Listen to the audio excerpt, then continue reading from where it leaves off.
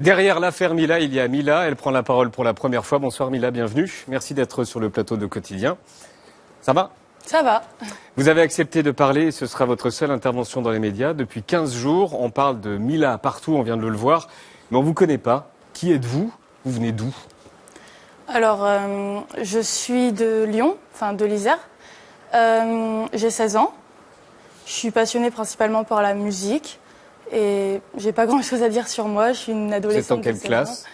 Je suis en seconde. Très bien. Vous avez souhaité parler à visage découvert avec l'accord de vos parents alors que vous êtes harcelée et menacée de viol et de mort. Pourquoi ?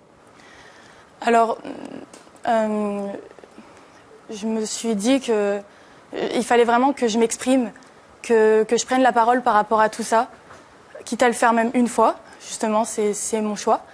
Et fallait que je démontre aussi une image différente de la fille que tout le monde a vue sur cette vidéo qui est devenue virale.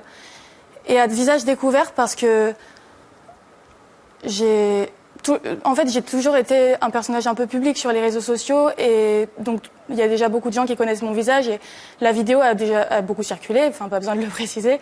Elle a été diffusée à la télévision floutée, mais sur les réseaux sociaux, elle était non floutée. C'est ça. C'est ça. Et je me suis dit que ça me ferait pas plus de mal d'être à la télé et en plus, j'ai pas à me cacher parce que je le sais, j'ai rien fait de mal. Alors l'idée, c'est d'essayer de comprendre ce qui s'est passé et pourquoi les choses ont pris une telle décision. J'espère faire redescendre la tension. Le samedi 18 janvier, vous faites une vidéo, vous échangez avec des followers. Vous parlez de quoi ?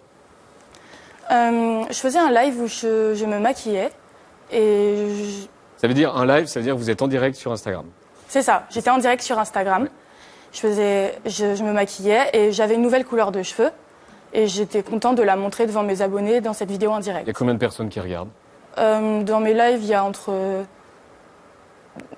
10 et 30 personnes. D'accord, il y a 30 personnes qui vous regardent. C'est ça, maximum 30 personnes.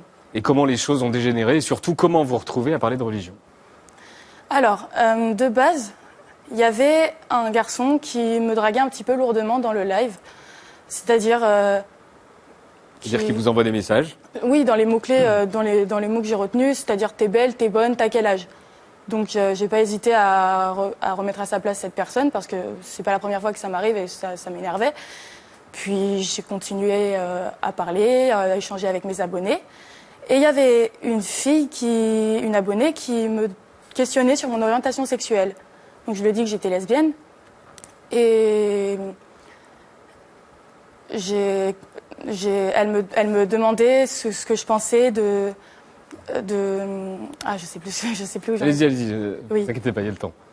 Elle vous demandait quoi ? Elle me demandait quel était mon style de fille principalement, et elle m'a dit que pour elle, personnellement, elle préférait les filles, elle aimait pas particulièrement les rebeux et les noirs.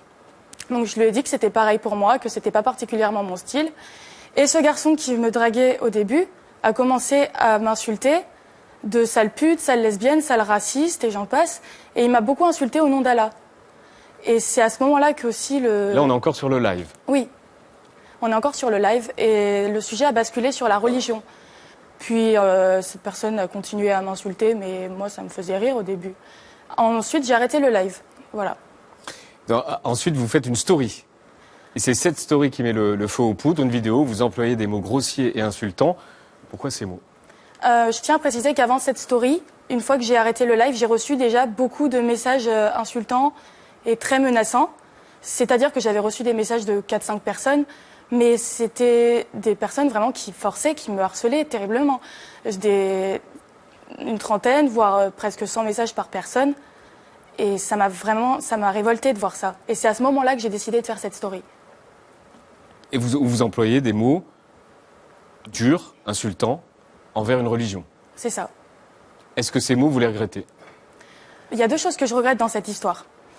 C'est de l'avoir dit d'abord sur les réseaux sociaux parce que j'avais pas mesuré l'ampleur que ça pourrait prendre. Et c'est de l'avoir dit d'une manière aussi vulgaire parce que j'aurais pu argumenter, Vous regrettez la vulgarité ? Je regrette la vulgarité, c'est ça.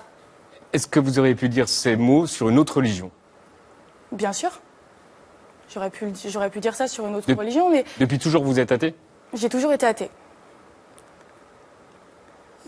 La loi, elle dit une chose très simple, on a le droit d'insulter une religion, mais pas des citoyens, en raison de leur appartenance religieuse. Et vous dites bien dans la vidéo, on ne peut pas être raciste envers une religion. C'est une question à laquelle vous aviez déjà réfléchi? Oui, bien sûr. Pour être aussi au point comme ça? Bien sûr, j'ai toujours su faire la différence entre une religion et des personnes. Et les gens qui ne sont pas capables de faire cette différence, ils sont débiles. La vidéo a déclenché un torrent d'insultes, de violences, d'appels au lynchage, de menaces de viol et de menaces de mort. Quand la haine s'est déversée sur vous, comment vous avez réagi? Ça a commencé quand? Donc là, on est le samedi 18. Ça a commencé à partir du moment, surtout, où j'ai posté cette vidéo. Ça avait déjà commencé avant, mais à partir du moment où j'ai posté la vidéo, c'est très vite parti. Elle a été republiée par des gros comptes sur les réseaux sociaux. Et je l'ai très mal vécu, bien évidemment. Mais... Là, il y avait plus de 30 abonnés, là. Ah oui, non mais des abonnés, j'en avais des milliers, mais des vues sur mon live, j'en avais pas énormément. Et sur la story? Sur la story, j'ai fait une centaine de milliers de vues. Et, ce qui est énorme. Ce qui est énorme, oui. Mais en tout, sur les réseaux sociaux, elle a fait plusieurs millions de vues parce qu'elle a été repostée très rapidement sur d'autres comptes. Et ces messages de haine, vous les avez vus quand? Et qu'est-ce que vous ressentez quand vous voyez ça? Je les ai vus dès le début. Dès le début, dès que j'ai posté cette vidéo. Et j'ai ressenti vraiment du dégoût par rapport à ces personnes. Je me suis demandé comment des personnes pouvaient avoir autant de haine et comment elles pouvaient dire des choses pareilles. C'est tellement grave. On continue la discussion avec vous, Mila. Quand on revient, Quotidien continue, à tout de suite. Bien derrière l'affaire Mila et la folie des réseaux sociaux, il y a Mila, 16 ans, et elle est dans Quotidien. Vous avez fait l'objet d'une enquête pour provocation à la haine raciale. Elle a été classée sans suite, mais il y a eu une autre enquête ouverte sur les gens qui vous ont harcelé. Est-ce que la police prend les choses au sérieux? La police prend ça très au sérieux. Les enquêtes sont en cours et voilà. Depuis le 18 janvier, votre vie, elle ressemble à quoi? Ma vie, elle est clairement en pause. C'est-à-dire que ce soit sur ma vie sociale, sur les réseaux sociaux, sur ma scolarité. Vous êtes déscolarisé, c'est ça? Oui. Et qui a décidé d'être déscolarisé? La police? Moi-même, mes parents, mon établissement. On a tous fait cette décision ensemble. La raison? Je suis en sécurité. J'étais pas en sécurité dans mon établissement. C'est-à-dire que si j'y retournais, vu les menaces que j'ai reçues des personnes de mon lycée, j'aurais pu être brûlée à l'acide, j'aurais pu me faire frapper. J'étais menacée d'être déshabillée en public, d'être même enterrée vivante. Enfin, c'est parti vraiment loin. Donc, j'étais pas en sécurité, j'étais obligée d'abandonner mon lycée. Et donc, vous êtes restée chez vous depuis le 18 janvier dernier? C'est ça. Après, pas forcément... Je peux pas en dire plus là-dessus. Depuis plus de 2 semaines, il y a de l'affaire Mila matin, midi et soir, on l'a vu tout à l'heure. Comment vous avez vécu ça? Pardon? Est-ce que vous avez lu, est-ce que vous avez regardé à la télé tout ce qu'on a dit sur l'affaire Mila? Bien sûr, j'ai énormément suivi. J'ai énormément suivi par rapport aux personnes politiques qui ont donné leur avis ou c'était d'autres qui m'ont soutenu. Tout ce qui s'est dit sur les médias, j'ai énormément suivi tout ça. Et d'ailleurs, je remercie beaucoup toutes les personnes qui me soutiennent. Certains vous ont contacté? C'est à qui, ça? Des politiques? Oui, il y a certains politiques qui m'ont contacté, des médias énormément. Je peux vous demander qui comme homme politique? Une femme politique? Je ne peux pas vraiment répondre à cette question. Vous avez écrit une chanson. Est-ce qu'on peut en écouter un extrait? Bien sûr. Je suis effrayée par vos millions d'yeux qui m'observent jour et nuit à travers les médias. Ce n'est pas ce que je voulais, non, pas dans ce contexte-là. Je rêvais de briller sur scène, je ne voulais pas cette guerre. Cette histoire m'a rappelé qu'un rêve reste un rêve et que même en me dissuadant, rien ne peut m'en défaire. Dites-leur qu'ils peuvent tenter de gagner, ils ne pourront pas me prendre ce que j'ai dans la tête. La passion de toute une vie terminée en poussière restera pourtant ancrée en moi. Pour quelques mots absurdes, ils ont détruit ma vie et mes rêves. Alors de cette voix brisée, je chante une dernière fois. Pour un blasphème, je ne vivrai plus jamais comme avant. À vrai dire, je ne sais même pas si je vais vivre encore longtemps. Des insultes et menaces par milliers ne m'atteignent pas vraiment. Me font à juste quel moment voir vous le l'avez monde écrite, la d'une chanson? manière différente. Je l'ai écrite le 24 janvier. Oui, c'est ça. Et je l'ai écrit vraiment sur un coup de tête, assez rapidement. Je l'ai enregistré rapidement aussi. Et je voulais vraiment exprimer ce que je ressentais à travers la musique. Parce que on m'a beaucoup dit qu'il fallait que j'arrête de chanter, que j'arrête la musique. Et je me suis dit non, la meilleure manière de m'exprimer, ça serait dans ma passion. Et ça m'a fait vraiment beaucoup de bien. C'est ce que vous avez fait. Il y a eu le hashtag Je suis Mila, on l'a vu tout à l'heure, et aussi le hashtag Je ne suis pas Mila. Vous répondez quoi à ceux qui ne sont pas Mila et qui sont pas violents non plus et qui se sont juste sentis blessés par vos propos? Alors, je n'ai absolument rien contre les personnes qui ne sont pas Mila sans être violents, car ils en ont tout à fait le droit. Et justement, ces personnes prouvent qu'on n'est pas obligé de répondre à ce que j'ai dit, qu'on n'est pas obligé. Ces personnes peuvent être contre moi sans menacer, sans être dans la violence et dans la haine. Elles peuvent tout à fait réagir à leur manière en argumentant. Elles ont le droit de dire, ces personnes, que ça les a blessées. Mais voilà, elles prouvent que... Donc vous entendez ce qu'elles disent? Oui, elles prouvent qu'ils ne sont pas obligés de me découper en morceaux, de vouloir me brûler, me tuer. Voilà, il y a des personnes qui peuvent réagir très bien. Et ça montre un exemple, même si ces personnes ont le droit d'être contre moi, je le répète. Vous dites pas que vous êtes trop jeune pour vivre tout ça? Bah si, j'ai même... Est-ce que vous regrettez, quoi? Ben, j'ai du mal à croire que je suis dans cette situation et j'aurais jamais pensé que les choses pourraient prendre une ampleur pareille, surtout à mon âge, c'est quand même quelque chose de difficile. Et surtout par une vidéo qui a été faite depuis votre chambre samedi après-midi. C'est ça. J'aurais jamais pensé que ça puisse prendre une ampleur pareille et... Vous allez continuer à être sur les réseaux sociaux? Non, j'ai clairement arrêté les réseaux sociaux. Donc il y a eu beaucoup de faux comptes de moi, des gens qui ont usurpé mon identité. Il y a eu des fausses cagnottes de moi également. Des cagnottes? Des cagnottes, c'est ça. Donc non, elles sont fausses. Si vous tombez sur des cagnottes, elles sont fausses, c'est ça? C'est ça.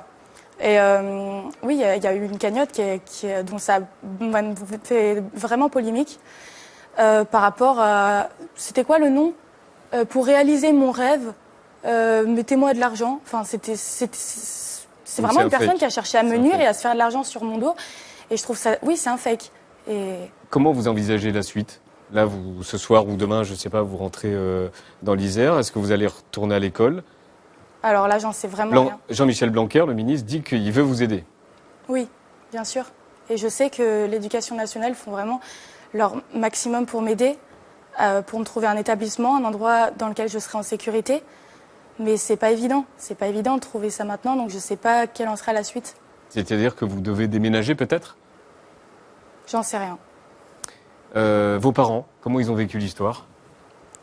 Mes parents, je ne saurais pas vraiment parler à leur place à ce sujet, mais tout ce que je peux dire, c'est qu'ils m'ont énormément soutenue, et que ce soit pour les plaintes, que ce soit pour mon bien-être, ils ont fait en sorte que je me sente toujours bien, que bon, c'est pas évident de se sentir bien dans cette situation, hein, mais je pourrais pas vraiment répondre à cette question exactement.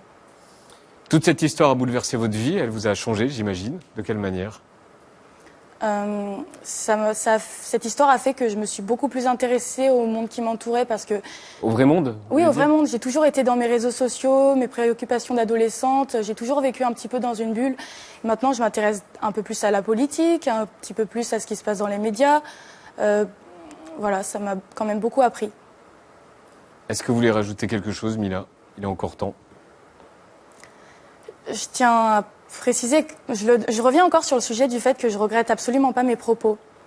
Que c'était vraiment ma pensée. Vous regrettez pas le droit au blasphème? C'est ça, le droit au blasphème. Et j'ai pas à me cacher pour cette raison, j'ai pas à m'arrêter de vivre pour ça. Mais je tiens quand même à dire que quelque part, je m'excuse un petit peu pour les personnes que j'ai pu blesser qui pratiquent leur religion en paix. Et j'ai jamais voulu viser des êtres humains. J'ai voulu simplement blasphémer, j'ai voulu parler d'une religion, dire ce que j'en pensais, et voilà. Merci Mila. Merci à vous.